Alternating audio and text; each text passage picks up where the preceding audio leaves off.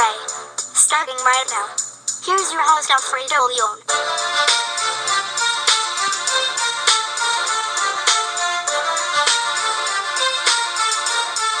That gala as LeBron James banked in a running one-hander at the buzzer, which gave the Cleveland Cavaliers a 105-103 win over the Toronto Raptors on Saturday night in Game 3, and shoving the Raptors to the edge of their most devastating playoff exit. After the Raptors tied the game on rookie OG Anunoby's three-pointer with 8 seconds left, James took the inbounds pass, dribbled the length of the floor, and in one motion dropped his 10-footer in front of the Toronto's stunt bench. The Cavs ran and mobbed James, and moments later he was back up on the scores table just like another game winner against Indiana in the first round to celebrate a win that was up for grabs. LeBron finished with 38 points, Kevin Love added 21 and 16 rebounds, and Kyle Korver 18 for the Cavs, who are in position to sweep the Raptors for the second straight year. After winning 2 games in Canada, the Cavs came home and won a brawl with the Raptors, who just can't beat James. He's 11-2 against Toronto in the past 3 postseasons. Three-time champion has ended the Raptors' past 2 seasons, and despite playing with a different supporting cast, James is 1 win from a Toronto trifecta. Here's LeBron speaking on that incredible shot to win the game, courtesy of ESPN. I had to get open.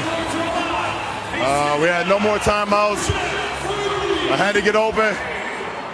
Took a full court and was able to hit a floater off the glass. Man, they gave us everything they had and more.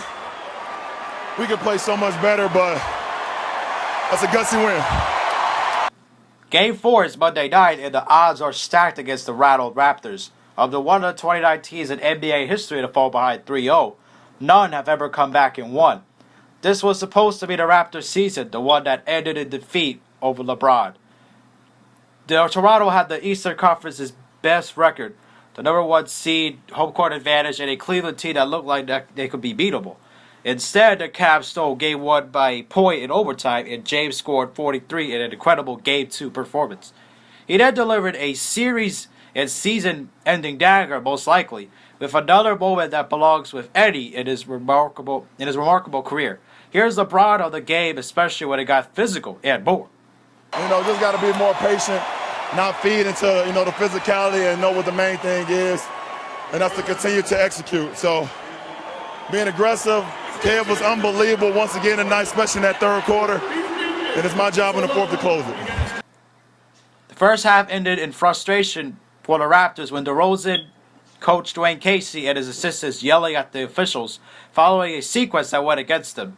Serge Ibaka's basket was originally counted and it was waved off by the referees, and the reversal was doubly painful as Love buried a 3-pointer to put the Cavs ahead by 13. Jeff Green's layup just before the horn made the score 55-40. And a furious Casey, his suit coat flying open and his tie jumping off his chest, and stormed off the floor. Here is James speaking about how comfortable Love was and more. He was wonderful, like I said. Demanded the ball, especially in that third quarter. We want to keep on featuring him, keep throwing it to him. And, we needed every bucket, every rebound, every possession. And we got to do a better job, though, giving up that 3 in transition. That's not good, but we take the win. Desperate to find anything to slow down the Cavs, Casey changed his starting lineup for Game 3. He inserted 6-foot guard Fred VanVleet and benched Ibaka and went with a smaller lineup to push the pace. However, the Raptors started 2 of 11 from the field, and Toronto was quickly down 12, and seemingly in big trouble when DeRozan got his second foul and went to the bench as a result. Several Cavaliers players watched the dramatic finish of the 76ers-Celtics game from their locker room chairs before tip-off. James moved past Tony Parker with 226 games for the 5th most games in postseason history. Derek Fisher is the all-time leader with 259 of them, followed by Tim Duncan with 251, Robert Horry with 244, and Kareem Abdul-Jabbar with 237 games played in the playoffs. Game 4 will be on Monday night. A lot of people were speculating, this is a different Raptors team. This is different. Their defense is better. Their bench is deeper. Well, guess what? LeBron shut that all up in this series, and it's the same old Raptors once again.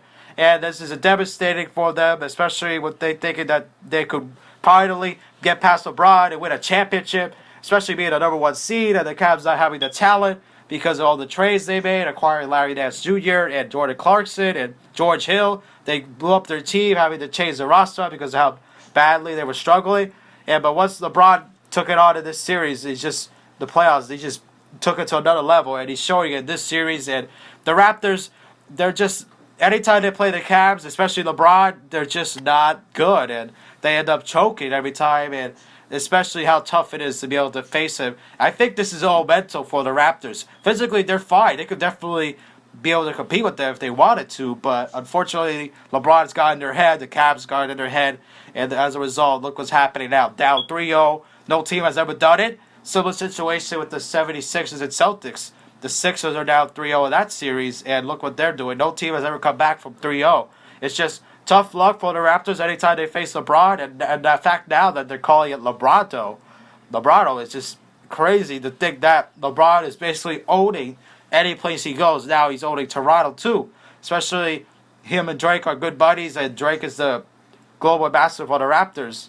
One moment he's upset that they lose, and the next moment he's hanging out with LeBron. So he is disappointed as well about his team, but he still celebrates with LeBron afterwards. But that's whatever it is. Drake could do whatever he wants because he's Drake. But anyways, yeah, the Raptors just can't get it done.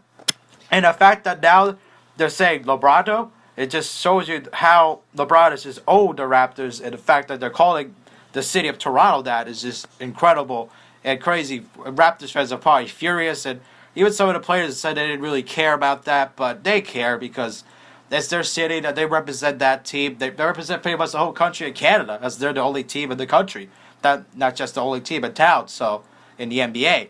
But it's unfortunate what's happening with the Raptors, especially, and LeBron owning them. It shows you like how he's being referred to, especially in a ton of cities, not just Toronto, like this. But now they're saying, "Oh, we the North, oh he the North," because LeBron is just owning the Raptors, and I feel like this is going to be another disappointing season. And what are the Raptors going to do? They're just going to be shaken after this, and I don't know what they're going to be able to do about this. But what can they do? They just bad luck against LeBron. What can they do? They have the roster, they have the coach. They just can't get it done. LeBron is just that good. That's why he's going to go down as the second greatest player of all time, because of this, behind Michael Jordan, obviously. And what he's done is just incredible, be able to put up big games every time, especially against the Raptors. He always steps up his game in the playoffs, and now he's doing it against the Raptors. And the fact that all time on the road, the Raptors are now 1-30, if you want to include the playoffs against LeBron. And it's just incredible, like how bad they are against the LeBron James team. And this just continues after this, and I don't feel like this is going to get any better.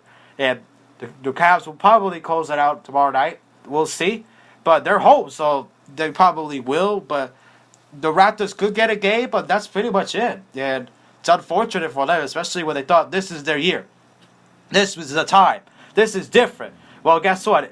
What comes around goes around. The cream always rises to the top, and that's the case here with LeBron. He's made the Raptors his seed.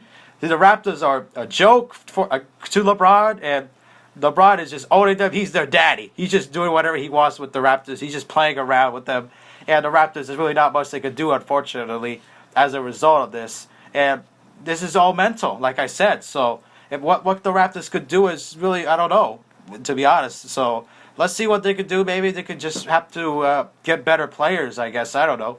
This is just incredible. LeBron is just that good. He's the greatness of LeBron James. He's an all-time great player for sure. Obviously, the first bad Hall of Famer, the most points ever in playoff history. He just gets it done. And unfortunately, the Raptors have no answer for LeBron. So I don't know what they're going to do about this. Just hopefully don't play him again. That's the only thing. But LeBron just owns them. So congratulations, even though the series is not yet over. But this is pretty much a wrap. So good luck to the Raptors trying to come back, because it's never happened before. I don't think it's going to happen here. So it's unfortunate that the season had to end this way. Heartbreak being the best team in the East, but it is what it is, and just shows you how great LeBron is. So anyways, hope you guys enjoyed. Don't forget to leave a like. If you're brand new, subscribe, and peace.